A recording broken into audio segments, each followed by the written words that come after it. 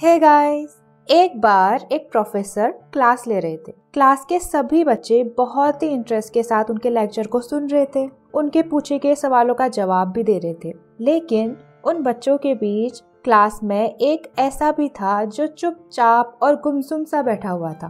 Professor ने पहले ही दिन उस बच्चे को नोटिस कर लिया, लेकिन कुछ नहीं बोले।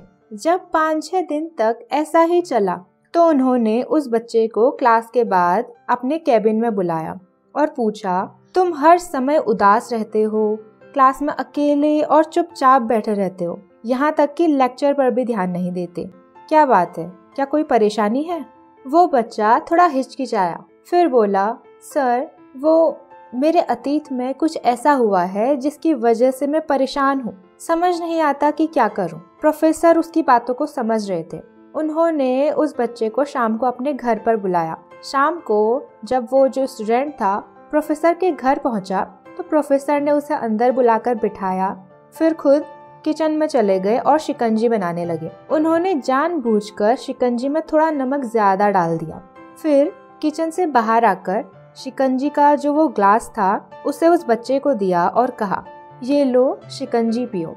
छात्र ने जैसे ही एक घूंट पिया, ज्यादा नमक के कारण उसका मुंह अजीब सा बन गया। ये देखकर प्रोफेसर ने पूछा, क्या हुआ, शिकंजी पसंद नहीं आई? फिर वो छात्र बोला, नहीं सर, ऐसी बात नहीं है, बस वो शिकंजी में थोड़ा नमक ज्यादा है। उसकी बात सुनकर प्रोफेसर बोले, अरे अब तो ये बेकार हो गया, लाओ गिलास मुझे दे दो, मैं इसे फेंक देता हूँ। उस छात्र ने मना करते हुए कहा, नहीं सर, बस नमक ही तो ज्यादा है, थोड़ी चीनी और मिलाएंगे तो स्वाद ठीक हो जाएगा। उसकी ये बात सुनकर प्रोफेसर थोड़ा सीरियस हो गए और बोले, सही कहा तुमने, अब इस बात को समझ भी जाओ, ये शिकंजी तुम्हारी जिंदगी है और इसमें जो ज्यादा नमक घुल गया है ये तुम्हारे अतीत के बुरे अनुभव हैं। जैसे नमक को शिकंजी से बाहर नहीं निकाल सकते, वैसे ही उन बुरे अनुभवों को भी जिंदगी से बाहर नहीं निकाल सकते। बुरे अनुभव भी तो हमारी ही जिंदगी का हिस्सा है, लेकिन जिस तरह चीनी घोलकर शिकंजी का स्वाद बदल सकते हैं, वैसे ही बुरे अनुभवों को भूलने के लिए जीवन में मिठास तो घोलनी पड़ेगी ना। इसलिए मैं चाहता हूँ कि तुम अब अपनी जिंदगी में मिठास घोलो। प्रोफेसर की बात छात्र समझ गया और उसने डिसाइड किया कि अब वो बीती बातों से परेशान नहीं होगा। दोस्तों, लाइफ में अक्सर हम अपने अतीत की बुरी यादों, बुरे अनुभवों के कारण दुखी रहते हैं, ओवर थिंकिंग करते हैं।